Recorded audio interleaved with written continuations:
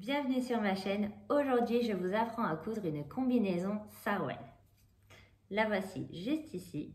Je l'ai réalisée pour ma fille dans un tissu crêpe. Et je l'ai aussi réalisée pour moi dans un tissu polyester. Je vous montrerai des photos tout à la fin du tuto. Donc aujourd'hui, nous allons créer deux patrons. Pour ceux qui ont déjà créé le top tunique, ça va vraiment être très facile. Nous allons reprendre exactement la même base, sauf que nous allons prolonger notre patron. Donc, je me suis donc permise de reprendre les mêmes schémas. Donc, ne vous fiez pas aux proportions. Il va peut-être vous paraître plus court sur les images, mais c'est tout à fait normal. Et dans un deuxième temps, je vais vous apprendre à créer un sarwell.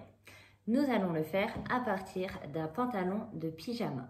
Je ne connais pas manière plus simple de faire un sarwell que de prendre comme base un pantalon de pyjama. Vous allez voir, c'est vraiment très facile. Voilà, je vous ai tout dit, c'est parti, on va le coudre. Le matériel pour réaliser la combi sarwell, vous aurez besoin d'un tissu non extensible. Cela peut être beaucoup de choses. Pour la fluidité, vous allez plutôt utiliser comme moi ici un tissu crêpe ou viscose. Mais si vous débutez, je vous recommande d'utiliser une popeline de coton ou encore de le réaliser par exemple en double gaze. L'important va être que ce tissu ne s'étend pas. Ensuite, vous aurez besoin de quoi tracer votre patron. Des feuilles ou du papier calque, un mètre ruban, vos ciseaux coupe-papier et un crayon pour tracer. Il vous faudra également une épingle à nourrice, quelques pinces et aiguilles, une règle, vos ciseaux de couture et un coupe-fil. Voilà le petit modèle en détail que je vous propose de réaliser avec moi. Il est exactement pareil sur le dos et sur le devant. Le tracé du patron grâce à 4 mesures. Vous allez commencer par mesurer le tour de votre cou ou celui de votre enfant. Divisez cette mesure par 2 et ajouter 2 cm. Grâce à cela, vous allez pouvoir reporter votre première mesure et tracer votre première ligne. Puis, vous allez prendre votre seconde mesure, qui va du milieu de l'épaule jusqu'au dessous de votre aisselle. Grâce à cela, vous allez pouvoir reporter votre deuxième mesure et tracer votre deuxième ligne en prenant le centre de votre première ligne. Maintenant, vous allez prendre votre troisième mesure, qui est le tour de votre poitrine, là où vous êtes le plus fort. Vous allez ensuite pouvoir diviser cette mesure par 2. Maintenant, vous reportez votre mesure de part et d'autre de la ligne centrale, afin que cette mesure soit bien centrée. Maintenant, vous pouvez tracer les deux diagonales pour fermer votre forme. Maintenant, vous allez prendre la mesure du bas du cou jusqu'au dessous du nombril. Maintenant, en partant du haut de la ligne du centre, vous allez la prolonger de sorte qu'elle arrive juste en dessous du nombril. Grâce à cette mesure, vous allez pouvoir tracer les deux traits aux deux extrémités. Il ne vous reste plus qu'à tracer une ligne en passant par les 3 points. Maintenant, vous pouvez tourner votre patron afin de ne plus voir les lignes de construction. Maintenant, on ajoute les marges de couture. Nous allons commencer par les lignes obliques. Vous allez vous décaler de 2 cm pour ajouter 2 cm de marge de couture. Pareil pour les deux lignes du bas. Maintenant, il ne vous reste plus qu'à vous décaler de la ligne du haut de 3 cm. Reliez vos lignes et maintenant, vous allez rajouter 1 cm sur le bas de votre patron. Vous retournez et voilà le résultat. Vous avez votre patron, marge de couture comprise. Nous allons découper cette pièce 2 fois. Place au tracé de la partie sarwell. Vous allez vous munir du pantalon de pyjama de vous ou de votre enfant à votre taille. Vous allez le plier en deux comme ceci sur la partie du dos. Vous allez bien faire ressortir la pointe et ensuite vous allez repasser tout le contour. Je vous montrerai ensuite comment vérifier toutes les mesures sur vous. Si votre pantalon est trop étroit, il suffira simplement d'agrandir d'1 ou 2 cm cette partie, la partie la plus longue de votre pyjama. Je vais maintenant repasser mes traits plus précisément. Il faudra prendre en compte également la ceinture pour repasser votre patron. mais toujours en gardant la largeur la plus large. Une fois que j'aurai terminé de repasser, je vais fermer ici. Je vais maintenant bien me placer parallèle sur le bas. Par rapport à la pointe, je vais me décaler de 1 cm pour les enfants et vous vous décalerez de 2 cm pour les adultes. Et ça va vous permettre d'agrandir le haut. Puis vous allez prolonger de 5 cm pour les enfants et de 10 cm pour les adultes. Ensuite, vous allez prendre un objet rond, vous placer au bas de votre ligne de 5 cm et tracer un arrondi. Je me suis ici aidée d'un verre. Pour un adulte, vous vous aiderez plus d'un bol. Et en fait, c'est cette partie qui va faire que votre pantalon sera plus ou moins sarouel. Si vous voulez le sarouel plus bas, il suffira d'allonger cet endroit. Maintenant, nous allons prolonger notre ligne du bas de 3 cm pour les ourlets du bas. Et ensuite, nous allons prolonger le haut de notre patron de 1 cm pour la marge de couture. Nous allons maintenant pouvoir vérifier que toutes nos mesures correspondent bien. Pour cela, vous allez prendre le haut de votre patron, le placer sur la marge de couture que nous avons rajoutée pour le pantalon et nous allons maintenant pouvoir vérifier que notre combinaison va nous aller parfaitement. Pour cela, il va falloir mesurer du haut du patron jusqu'à la pointe, ici. Cette mesure doit faire votre posture d'ici à ici, du bas du cou jusque le bas de votre entrejambe, plus 1 cm. Ensuite, nous allons pouvoir vérifier la longueur de nos jambes, tout simplement en vous mettant à l'intérieur pour avoir la mesure sans marge de couture, donc de ici jusqu'ici. On va vérifier que cette mesure corresponde bien à notre enfant ou à vous-même. Ensuite, il faudra vérifier que le pied passe dans cette partie, sachant que notre patron va être rétréci de 1,4 cm car nous allons prendre des marges de couture de 0,7 mm. Nous allons donc vérifier que nous avons donc la bonne longueur de jambe. Pour cela, vous allez vous placer dans le prolongement du nombril et prendre la mesure jusqu'au bas de la cheville. Il faudra bien sûr, comme d'habitude, tester le patron sur vous. Vous pouvez également faire une toile d'essai. Cela vous mettra vraiment en confiance en utilisant un tissu pas cher ou des chutes de tissu ou encore par exemple un drap. Vous allez maintenant pouvoir découper votre patron au niveau de toutes les lignes noires que j'ai repassées. Vous allez découper tout le tour. Donc si l'on prend le haut de notre patron, on va se rendre compte, vu qu'on n'a que le demi-patron de notre sarouel, que le sarouel va être beaucoup plus grand. Mais ce n'est pas un problème, nous allons froncer pour que les deux parties arrivent à la même taille. Plus votre sarouel sera large et plus vous aurez des fronces en assemblant les deux parties. Nous allons pouvoir passer aux découpes. Pour cela, vous allez plier votre tissu dans le sens de la lisière et poser comme ceci votre patron du sarouel. Vous allez le positionner contre le pli que vous venez de faire et vous allez épingler soigneusement. Ensuite, nous pourrons découper tout le tour de notre pièce. C'est parti, je découpe.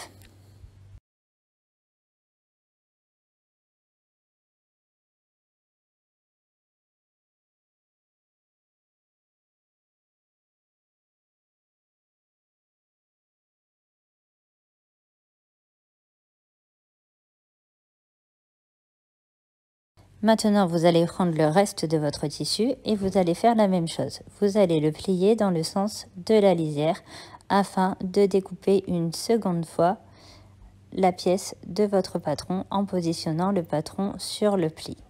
Ainsi, nous aurons découpé nos deux pièces pour la partie sarouel. Vous allez faire comme tout à l'heure, vous épinglez soigneusement et ensuite nous allons découper. Si vous le réalisez comme moi en viscose, je vous conseille de mettre beaucoup d'épingles pour découper. Voilà, c'est une matière qui glisse beaucoup, donc plus vous allez épingler, plus vous aurez des facilités pour découper ce tissu.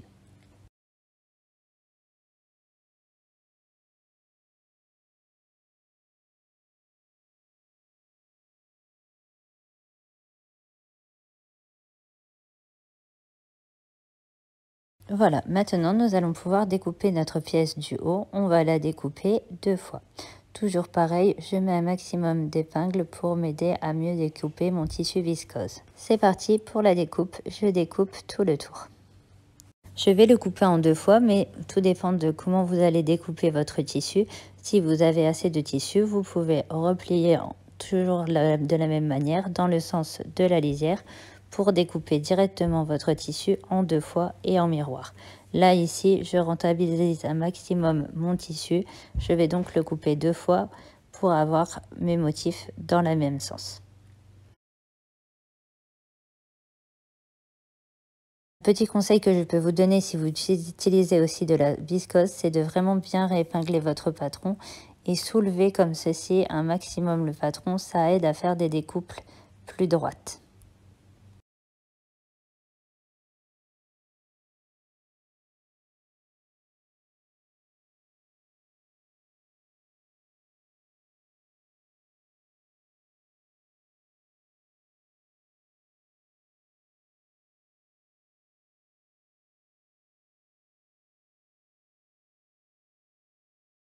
Voilà le résultat obtenu une fois que j'enlève mes épingles. J'ai bien découpé 2 fois ma pièce du haut.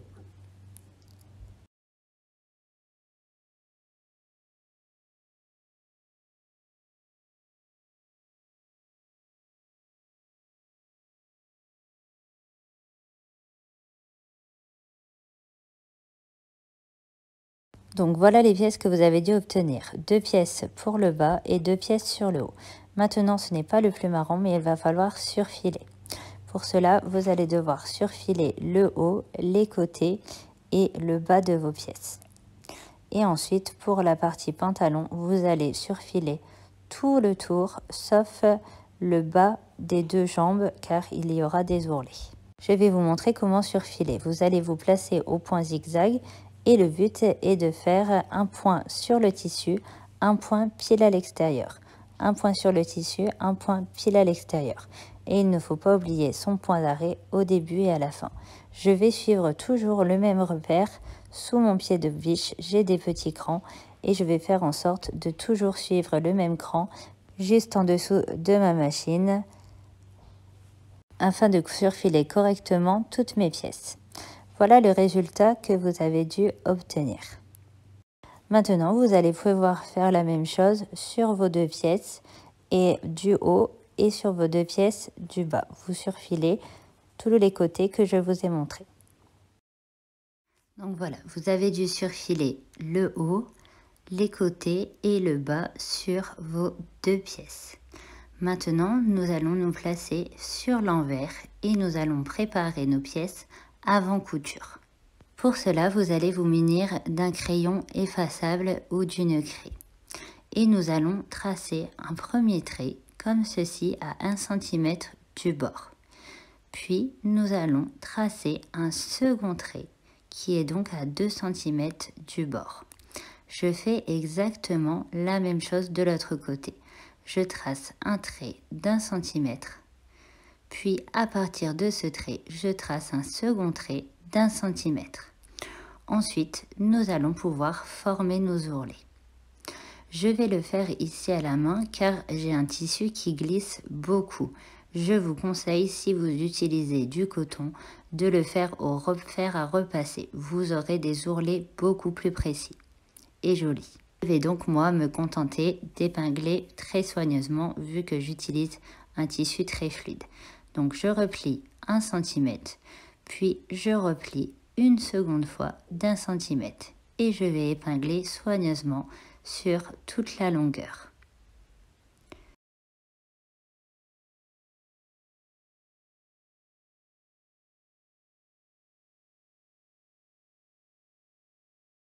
Une fois cette étape terminée, nous allons nous occuper du haut. J'enlève donc quelques pinces pour ne pas être gênée. Je trace un premier trait d'1 cm. Puis, à partir de ce trait, je trace un trait de 2 cm. Je replie 1 cm par rapport à mon premier trait, puis je replie de 2 cm en me basant sur mon deuxième trait. Pour être sûr de vous, vous pouvez mesurer. Cette fois-ci, vu que c'est dans le milieu, je vais plutôt mettre des épingles. Donc cet ourlet doit faire 2 cm. Maintenant, je vais passer un peu plus vite. On va faire exactement la même chose. Je trace un trait d'1 cm, puis un second trait d'1 cm des deux côtés. Puis, grâce à cela, je forme mes ourlets en repliant 1 cm, puis une seconde fois d'1 cm. Et j'épingle soigneusement sur toute la longueur. Et ensuite, je vais faire mon ourlet du haut. Je vais tracer un premier trait d'1 cm, puis un second trait à 2 cm.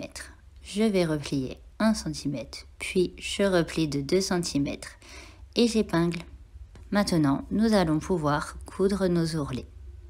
Je vais vous montrer comment effectuer vos ourlets. On va commencer par l'ourlet du côté et on va s'aligner à notre pied de biche, sachant qu'il fait 7 mm.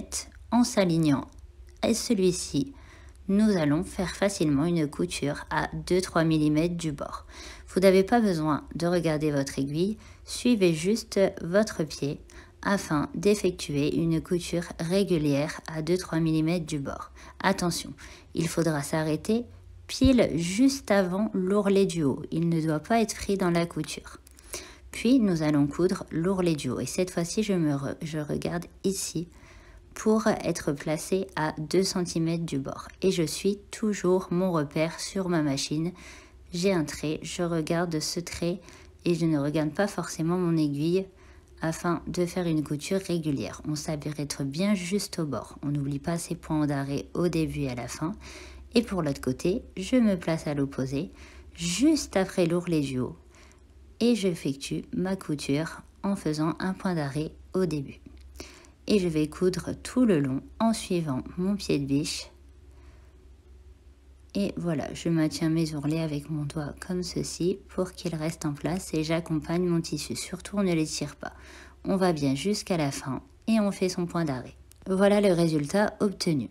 Donc nous avons coudu d'ici jusqu'au bout, d'ici jusqu'au bout et d'ici jusqu'au bout. Et on a fait exactement la même chose sur les deux pièces. Maintenant, vous allez vous munir de votre pièce du bas que vous avez surfilée sur tout le tour, sauf le bas des deux jambes. Et le but va être que cette longueur fasse pile cette taille, la taille de notre haut. Pour cela, nous allons effectuer un fil de fronce. Pour faire un fil de fronce, ce n'est pas compliqué. Vous allez régler votre tension au maximum. Et votre point également, vous allez le placer au maximum. Une fois ces deux étapes effectuées, les fronces vont se faire très facilement. Vous allez prendre votre tissu et faire une première couture à 7 mm du bord. Il faudra bien tirer vos fils en arrière. On ne veut pas faire de point d'arrêt ni au début ni à la fin. Et en fait, plus vous aurez un tissu fin, plus les fronces vont se faire tout seuls. Plus vous aurez un tissu épais, plus il faudra aider ce tissu à froncer ensuite. Vous allez faire une couture à 7 mm du bord sur tout le long ou à 5 mm si vous préférez. Et on ne fait pas de point d'arrêt à la fin et pareil, on tire de grands fils avant de couper. Voilà le résultat obtenu. J'ai un tissu très fin, donc j'ai beaucoup de fronces. Si au contraire, vous devez tirer pour avoir des fronces, il faudra tirer sur un seul des deux fils, d'un côté et de l'autre, pour arriver exactement à la longueur de votre haut. Moi ici, vu que j'ai un tissu fin, c'est l'inverse. Je vais détendre progressivement mon tissu pour qu'il fasse exactement la même taille que mon haut. Une fois que vous avez obtenu ce résultat, on va placer nos deux tissus endroit contre endroit comme ceci. Et on va ensuite épingler soigneusement. Nous allons maintenant épingler soigneusement pour que nos deux parties ne bougent pas avant la couture. Puis nous allons faire une couture, cette fois-ci à 1 cm du bord pour cacher notre fil de fronce. Ça nous évite de le découdre. Vous allez commencer par faire un point d'arrêt au début. Puis on va faire notre couture toute droite. et je couds bien cette fois-ci. Vous voyez, je suis un peu après mon pied de biche. Je suis la ligne de ma machine, je couds à 1 cm. Faites en sorte de bien placer vos doigts pour vous aider à ce que les tissus ne bougent pas. Et faites votre point d'arrêt à la fin. Voilà le résultat obtenu. Si je déplie, j'ai fait une couture ici tout le long à 1 cm pour bien maintenir mes fronces. Maintenant, vous allez pouvoir faire exactement la même chose sur vos deux autres pièces. Une fois que cette étape sera terminée, vous allez pouvoir placer comme ceci vos deux tissus, endroit contre endroit. Nous allons ensuite épingler soigneusement pour que nos tissus ne bougent pas avant la couture. Si comme moi vous utilisez un tissu fluide, il faudra vraiment épingler un maximum. Donc on va commencer par faire correspondre ici nos deux coutures. La même chose de l'autre côté. Puis nous allons épingler le haut pour que nos ourlets se correspondent bien. Ici et de l'autre côté. Avant de coudre, vous ferez bien sûr bien attention à l'autre côté que les deux parties soient bien épinglées ensemble et qu'il n'y en a pas une qui tourne. Et maintenant, voilà, je vais bien aligner mes jambes et je vais épingler tout le long. Et je ferai exactement la même chose de l'autre côté.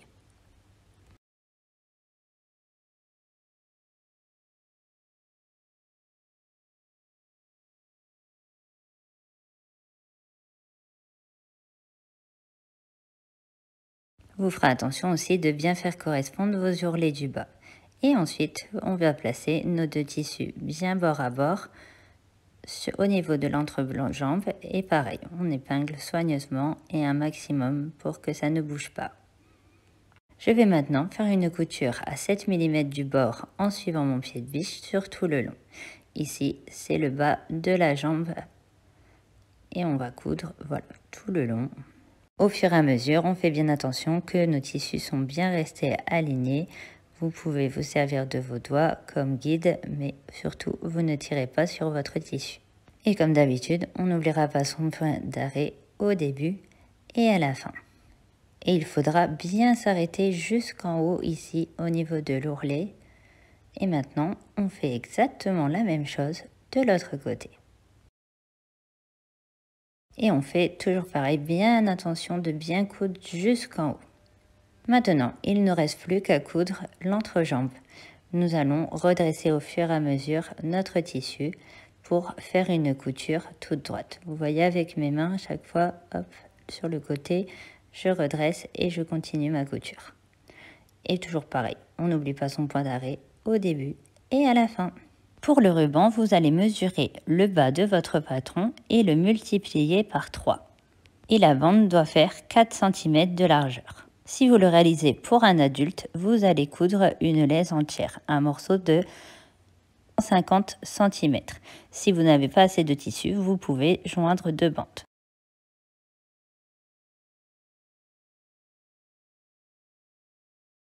Vous allez le plier comme un biais. Au début, vous allez replier 1 cm vers l'intérieur, puis 1 cm au milieu de chaque côté et vous rabattez une nouvelle fois afin que votre ruban fasse 1 cm. Vous pouvez, si vous n'utilisez pas un tissu fluide comme moi, vous aider du fer à repasser pour cette étape. Ce sera beaucoup plus facile et plus précis. Et on va faire la même chose jusqu'au bout. Je rabats 1 cm au milieu, puis 1 cm, 1 cm, 1 cm, hop, je replie d'1 cm. Je plie 1 cm, 1 cm et hop, je replie d'1 cm. Et tout à la fin, je n'oublie pas de faire un retour de 1 cm vers l'intérieur afin d'avoir un bord propre, comme ceci. Et voilà, il ne reste plus qu'à le coudre. On va coudre d'abord le petit côté, ensuite la grande longueur et on finira par le petit côté. Évitez de vous placer pile sur le bord du petit côté et démarrer un peu plus loin, ça vous aidera à faire cette couture. N'hésitez pas à faire 2-3 allers-retours. Et ensuite, je vais faire en sorte de coudre à 2 mm du bord. Vous pouvez vous placer donc, comme d'habitude, de l'autre sens pour suivre le pied de biche. Là, je me suis placée comme ceci. Vu que j'ai un petit repère en dessous, je le suis sur toute la longueur.